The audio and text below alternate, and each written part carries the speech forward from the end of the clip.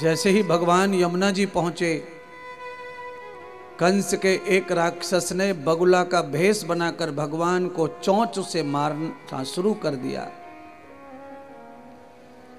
बगुला के बारे में ये कहावत है कि बगुला जीवित मछली खाता है, यानी कि वो पानी में खड़ा होकर मछली को भ्रमित करता है। चोंच को ऊपर आकाश की ओर करके खड़ा हो जाता है, जिससे मछली को ये भ्रम हो जाता है कि बगुले को मैं दिखाई नहीं दे रही हूं, पर बगुला उस समय ध्यान लगा रहा होता है और बिना खाली बार मछली को पकड़ के गटक जाता है। बगुला का नाम भागवत में बकासुर है।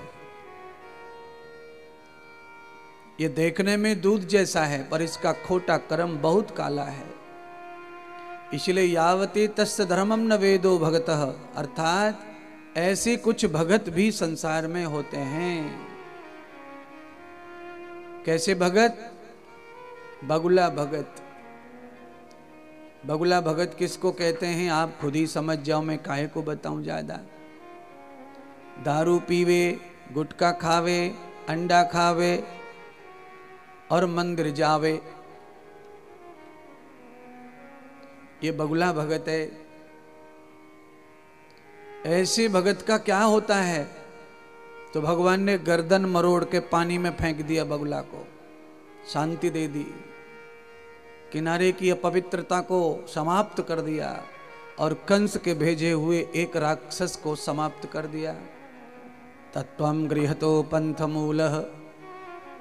भगवान तब आगे बढ़े अपने मित्रों के साथ में, तो एक अघासुर पाप का भंडार भर करके अजगर सांप के रूप में मुंह फाड़कर खड़ा था।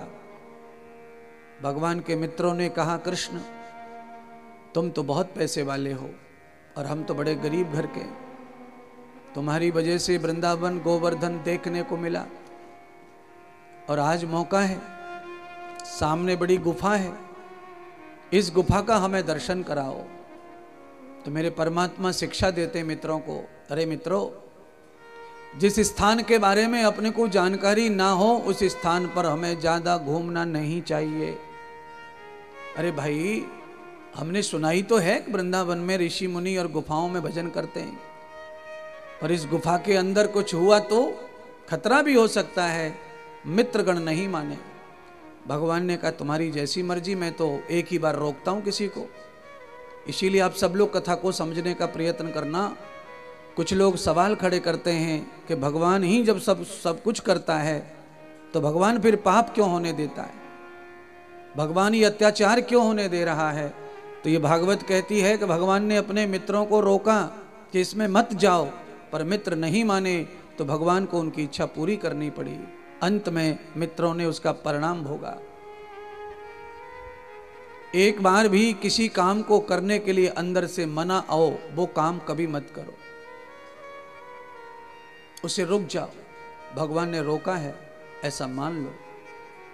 कोई महात्मा साधु आकर के तुम्हें कोई शब्द कहें कि ये करो ये मत करो, तो मैं कहता हूं गारंटी से शब्द को मान जाओ, वो भी भगवान का भेजा हुआ शब्द है, परमात्मा ने भेजा है साधु को अपना रूप देकर, यह भी मानना चाहिए। सुनना सबकी, करना मन की, ये समाज में संसार के लिए उचित है, पर कोई महात्मा गुरु जो कहते हैं उसमें अपनी मन की नहीं करना। क्यों?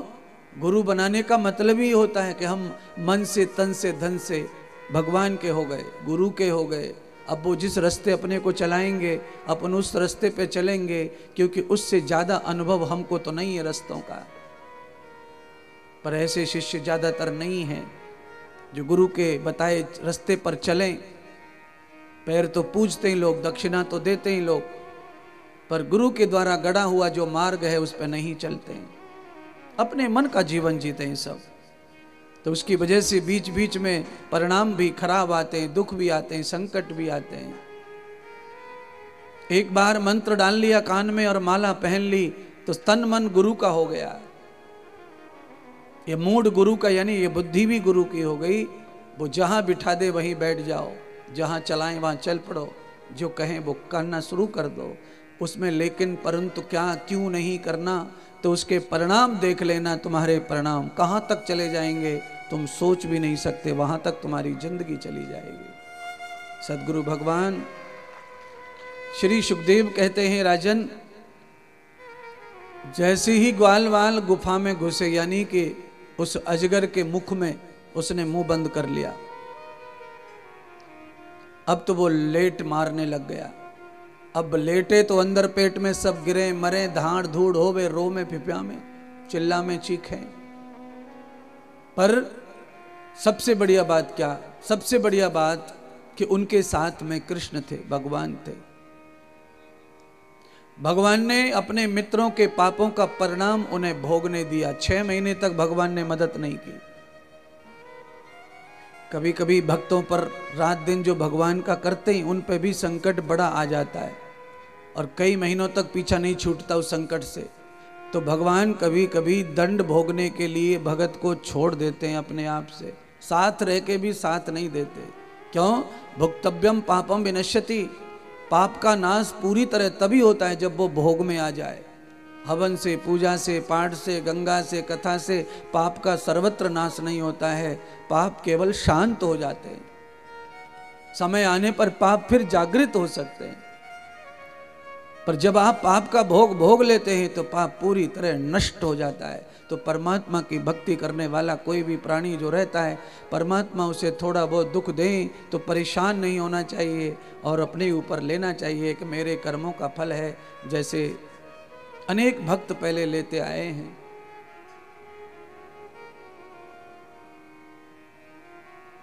हम तो इतनी पूजा करते हैं, हम इतना भगवान को मानते हैं और भगवान हमारे ऊपर ही तकलीफ डालते हैं। ऐसा कोई कह रहा है तो वो नादानी में कह रहा, अज्ञान में कह रहा है। जब उसे परमात्मा की दया की, कृपा की मालूम हो जाएगी तो सारे संसार के दुखों को वो मांगेगा भगवान से, प्रभु मुझे दे दो सबका दुख। क्यों? तुम्हारी कृपा दुख में बरसती है तो दुख ही चाहिए हमको। तो हस्तिनापुर से भगवान जा रहे हैं द्वारका के लिए। कुंती ने रास्ता रोक लिया, नहीं जाने दूंगी। अब मेरे पुत्र राज्य भोगने लग गए और तुम चल दिए। मेरे पुत्र जब लाक्षागृह में पड़े थे, वनवास में भूखे मर रहे थे, तब तुम द्वारका छोड़ के आ गए थे हमारे पुत्रों की रक्षा के लिए। आज हमारे पास सब कुछ है, तुम जा रहे हो। परमात्मा कहने लगे, बुआ यही मेरा कर्तव्य है। जब मेरी जरूरत है तब दुख होता है, दुख में ही मैं पधारता हूं, और जब आदमी हरा भरा हो जाता है तो मैं उसकी जिंदगी छोड़ के चला जाता हूं। कुंती कहती है, मैं नहीं जाने दूंगी। तुमने यो राज्य, धन, वैभव, कुबेर का खजाना हस्तिनापुर को दिया है, वो सब वापस ले लो और पूरे ब्रह्मांड, 3 लोक, 14 भवन के समस्त जीवों के दुख मेरे पुत्रों को और मुझे दे दो, पर तुम मेरे साथ रहो, बस मैं ये चाहती हूं। कुंती ऐसा मांग रही है वरदान।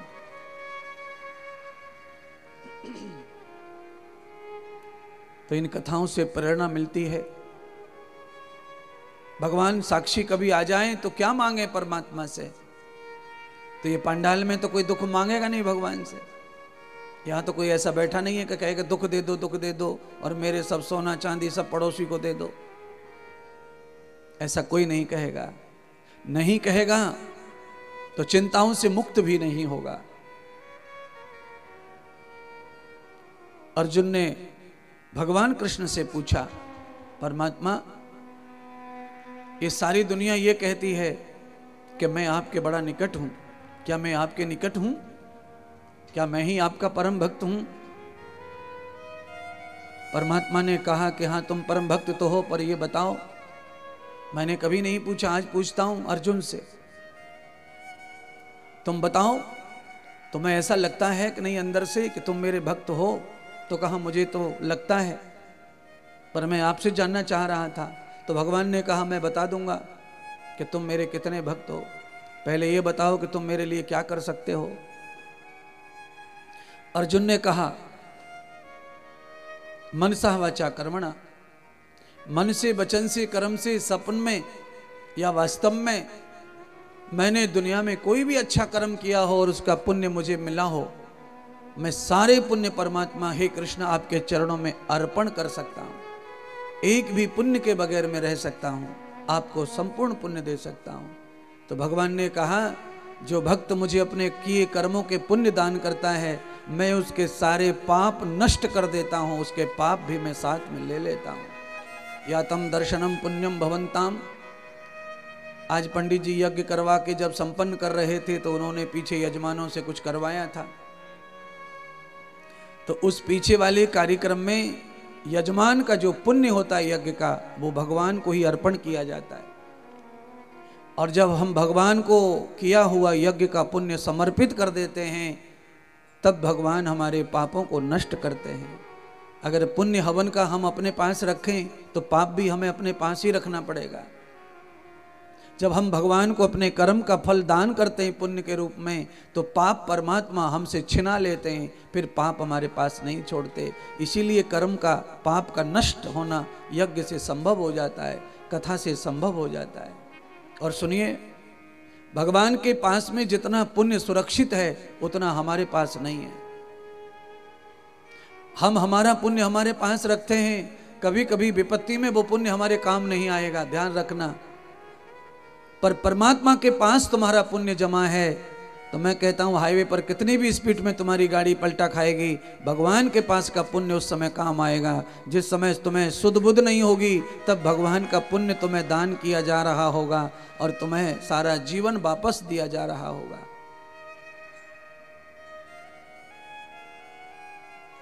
इसलिए अपने विस्तृत कर्मों का, समस्त पुण्यों का परमात्मा को ही भंडारी समझो। सुबह शाम दोपहर रात जब भी भगवान का कोई पूजा पाठ करने का अवसर मिले, पूजा से उठो ही तब जब भगवान को कह दो कि आपके पुण्य पूजा के आज जो भी मिला वो आप स्वीकार करो प्रभु। परमात्मा जब तुम्हारे पुण्यों का स्वामी बन जाता है तो तुम्हारे पापों का स्वामी भी परमात्मा बन जाता है। आप कल्पना करें, सुनार के यहां से कोई आभूषण खरीदिए, आपको वो डिब्बी में जमा करके देता आभूषण को। सभी सुनारों के अपने नाम की डिब्बियां होती हैं, उसमें आभूषण रख के देता है। केवल वो तराजू में उस डिब्बी को तोलता नहीं है, पर कीमत उसकी भी वसूलता है।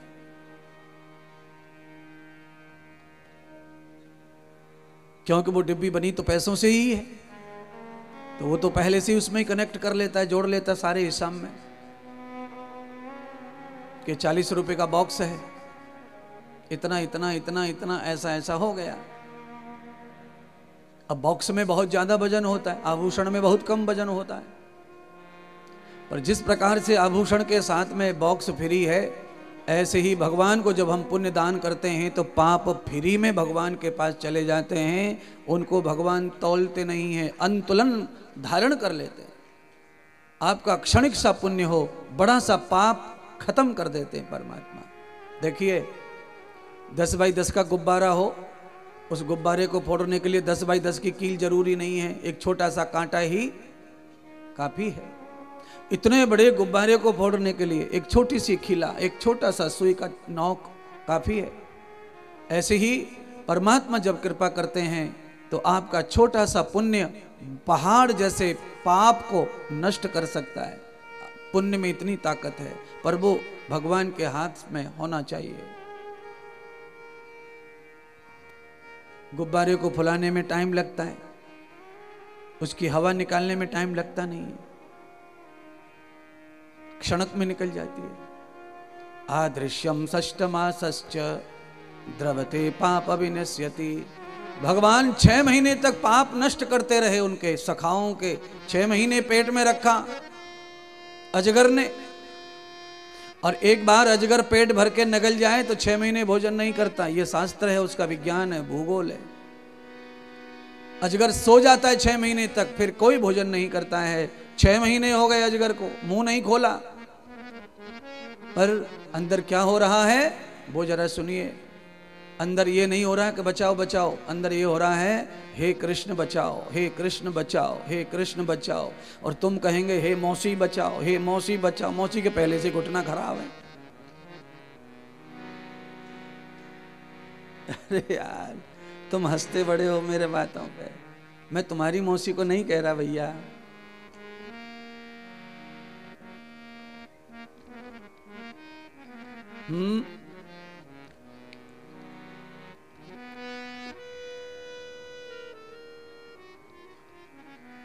लाख अपनों को मैंने पुकारा, सब के सब कर गए हैं किनारा। किडनी खराब हो जाने पर अपने रिश्तेदारों को बुलाओ और उनके सामने डॉक्टर की कही हुई बात रखो। सबको बुलाओ और सबको बुला के कहो कि एक किडनी की जरूरत है। आप सब लोग इतने दीवाने मेरे, और बचपन से आपने मुझे गोद में खिलाया, मेरे लिए व्रत रखें, उपवास रखें, आज जरूरत है तुम्हारे प्यार की, दुलार की, वफादारी की, एक किडनी चाहिए। मौसी बोलेगी मुझे तो डायबिटीज है बेटा। मौसा बोला मेरा हाई ब्लड प्रेशर है। ताऊ जी के बेटे और बहू और भाभी जो होली में पिचकारी मार मार के खेल खेल के देवर को खुश रखती थी, आज देवर के मारे भाग रही है पीछे पीछे। देवर जी क्या करूं, मेरा शरीर बड़ा मोटा ताजी है, नहीं तो मैं तो निकाल के अभी दे देती, मुझे तो बड़ा लगाव है तुमसे बचपन से।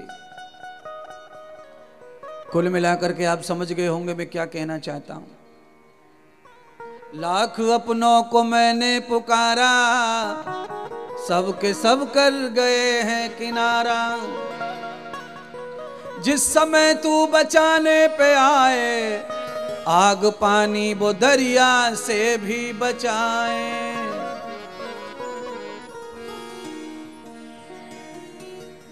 अरे मन किस पे भूला है बता दे, कौन तेरा है।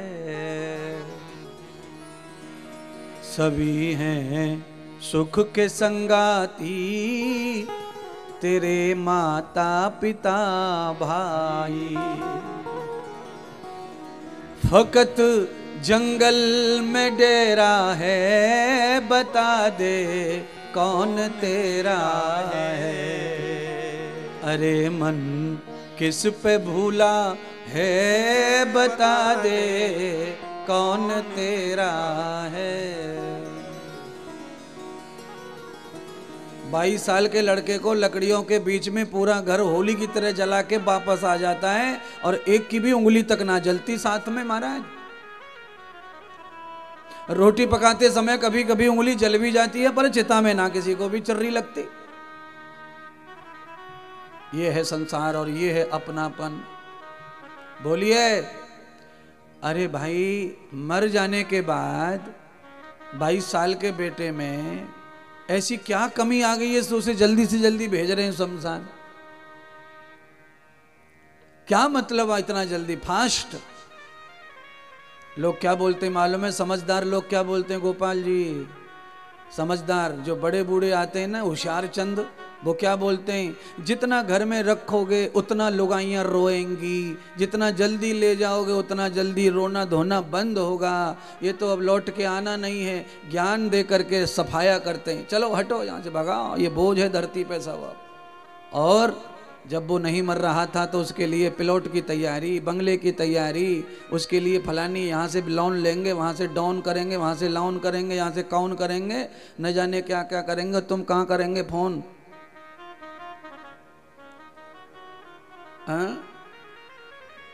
अर्जेंट कोई कॉल है तो ठीक है, आग लगी हो तो कहीं ठीक है बुझाओ।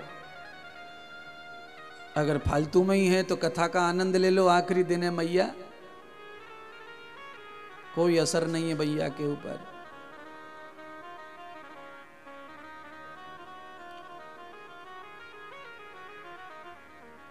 छह महीने तक भगवान ने अपने सखाओं की रक्षा भी की और उनको दंडित भी किया।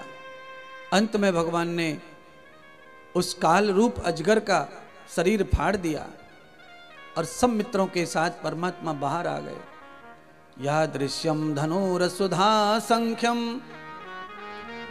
आगे भगवान बढ़े तो कंस ने क्या किया, एक ऐसे राक्षस को पैदा किया जो बकरे का रूप धारण करके बकरियों के झुंड में खड़ा हुआ था।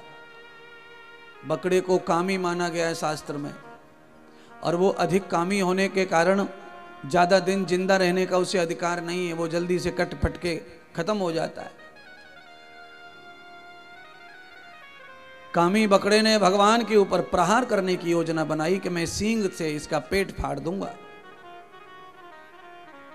भगवान ने उसके दोनों सींग पकड़ लिए। सींग का मतलब अहंकार भी होता है और सिंह का मतलब बलवान भी होता है। इसलिए पहले कुछ लोग बलवान थे तो वो अपने नाम के आगे सिंह लगाते थे। अब उनकी परंपरा में जातिगत सिंह लग गया है, अब नाम के आगे वो वैसे ही सिंह लगाते हैं। वैसे खड़े होते समय चक्कर आके गिर जाता है और नाम सिंह जरूर लगाएगा। परंपरा है वो, तो उसमें क्या कर सकते हैं। परंपरा है, लकीर के फकीर हो रहे हैं। और पहले ये सिंह नाम का जो नाम शब्द के आगे जो लगाते हैं, जैसे मेरे नाम के आगे महामंडलेश्वर लगाते हैं, तो ये पदवी है, ये जाति से इसका कोई संबंध नहीं है सिंह का। पहले कोई वीर योद्धा होते थे तो उनको सिंह का नाम देते थे कि तू सिंह है, शेर है हमारे गांव का, तो नाम के आगे पदवी सिंह लगाते थे।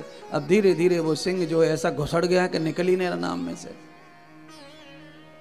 कितना भी गीदड़ पैदा हो जाए पर सिंह लगाएगा। लगाते रहिए, पहचान बनाए रखिए अपनी, कोई बात नहीं है। पर समझाने के लिए बीच बीच में मुझे खोलना पड़ता है डाटा। आप आइए। भगवान ने क्या किया, धेनुकासुर को उठाया और फेंक दिया। 3 राक्षसों में से भगवान ने 2 को मार दिया था और ये तीसरे को भगवान ने मारा नहीं, ब्रह्मा जी को दान कर दिया। राक्षस ब्रह्मा जी को दान कर दिया। क्यों, सवाल ये खड़ा हुआ तो भगवान सुखदेव बताने लगे, हे राजा परीक्षित, ये धेनुकासुर दरअसल में क्या है, ये पाप के द्वारा, कपट और छल के द्वारा कमाया हुआ धन जो है वो धेनुकासुर है। उस धेनुकासुर की वजह से घर के बाल गोपाल सब बदमाश और खराब हो जाते हैं, कुबुद्ध हो जाते हैं। इसलिए उस धेनुकासुर को, उस काले धन को मारना नहीं चाहिए, जलाना नहीं चाहिए, फेंकना नहीं चाहिए। उसी ब्रह्मा को, यानी कि जो चारों वेदों के जाता धर्मात्मा हैं, जिनके यहाँ सृष्टि में धन की आवश्यकता है, ऐसे पवित्र ज्ञानी ब्राह्मण को दान कर देना चाहिए, जिससे कि वो धन पवित्र होकर के जगत का कल्याण करे।